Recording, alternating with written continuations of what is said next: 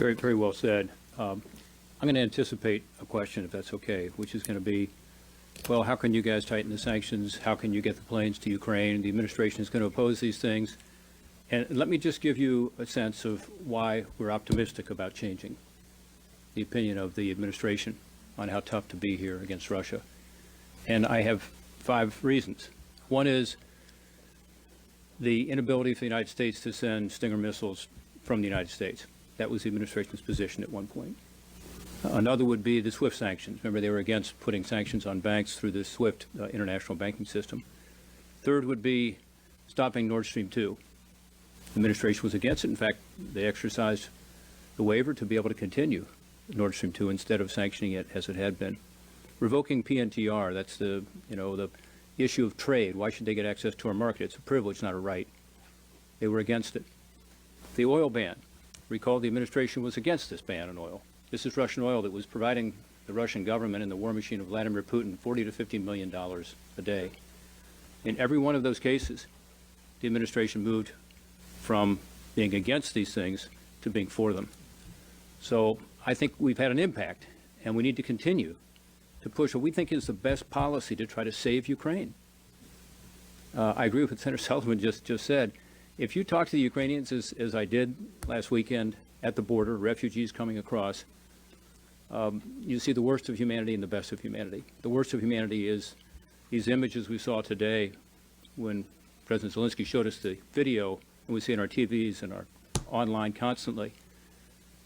But we also saw the best of humanity in refugees helping one another, and refugees with an incredibly traumatic, sad story, but also hope and confidence that liberty will win out.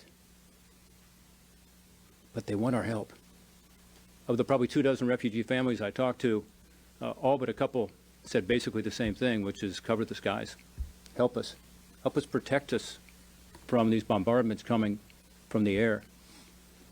So I think we need to continue to push the administration, tightening the sanctions, ensuring that we're providing the lethal weapons they need to actually protect themselves, defend themselves, give them a fighting chance. Questions? Yep. Senator Portman, I wanted to ask you about PNTR. Where is the gap between the two parties on getting that bill done? And also, fertilizer is one of Russia's biggest exports, but it has a zero tariff even under column 2. Do you think that the tariffs on fertilizer should be raised, or is that too much of a problem for inflation, for food, for the world? Yeah, first of all, I talked to Senator Crapo yesterday about this, and we're moving forward with the House, as you know, on legislation. I will say, again, the administration has had 2 positions on this. Now they're for it. Before they were against it. With regard to products that would have no tariff even without permanent trade relationship for most favored nation, we need to look at that.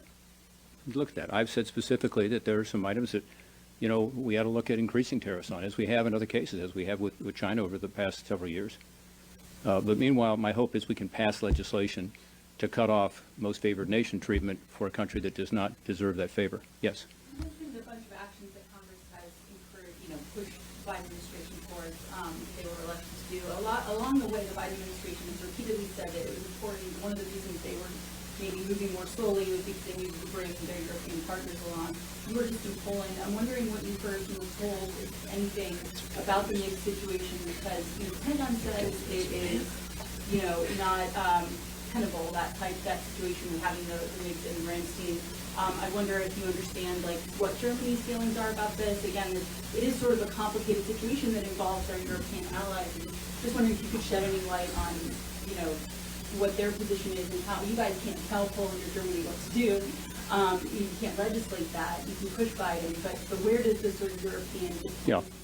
Acknowledging, that this is an issue, I will just suggest that America needs to lead. Let me give you a specific example. It wasn't talked about today, I don't think, but we've talked about it in the past, and I continue to raise it.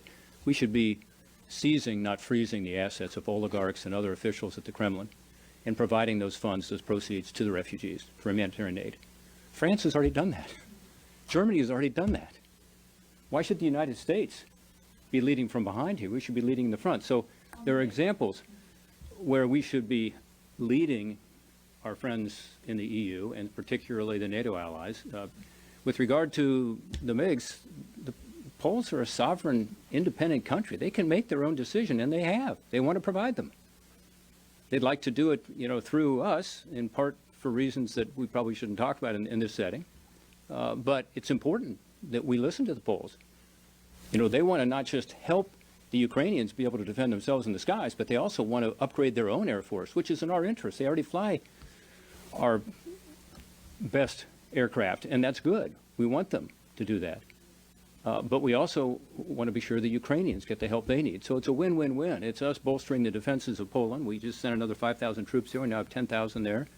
They have F-16s already. They want the upgraded model. We should help them to do that. That's in our interest.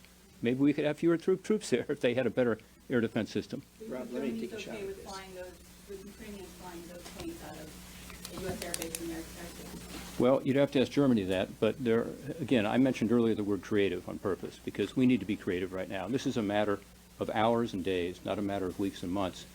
And, typically our procurement system moves very slowly. We cannot permit that to happen in this case. We can't afford it. Senator Rich. I've been doing this a Come up here, long come here, time. And for the first